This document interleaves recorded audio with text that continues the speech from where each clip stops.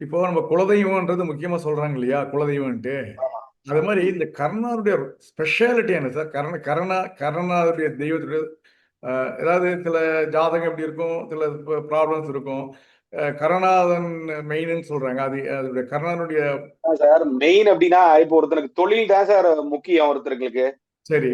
நில தத்துவம் தானே. கரணத்துடைய தத்துவம் என்னது? இல்ல தத்துவம். இப்போ ஒருத்தனுக்கு தொழில் இருந்தா தானே அவன் வாழ்க்கையில வந்து பாத்தீங்கன்னா சம்பாதிக்க முடியும், குடும்பத்தை ஆமா ரன் சார். பண்ண முடியும். ஆமா அப்ப சார். தொழிலே இல்லைன்னு வச்சுக்கோங்க. ஆ. தொழில் எவ்வளவு முக்கியம்? இப்ப நீங்க எங்கேயா போனீங்கன்னா இப்ப ஏதோ ஒரு ஃபீல்டு இருக்கீங்கன்னா ஆடிட்டரா இருக்கேன், நான் வந்து ம். டாக்டரா இருக்கேன், வக்கீலா இருக்கேன், இன்ஜினியரா இருக்கேன் சொல்றீங்களா இல்லையா? நான் ஆமா ஜோதிடரா சார். இருக்கேன்னு சொல்றீங்களா இல்லையா? அது ஆமா ஏன் சார். சொல்றீங்க? நீங்க பேரை மட்டும் சொல்லலாம் இல்லையா? ம். பேரை மட்டும் சொல்லலாம் இல்லையா? எதுக்கு அந்த ப்ரொஃபஷனல் சேர்த்து சொல்றீங்க?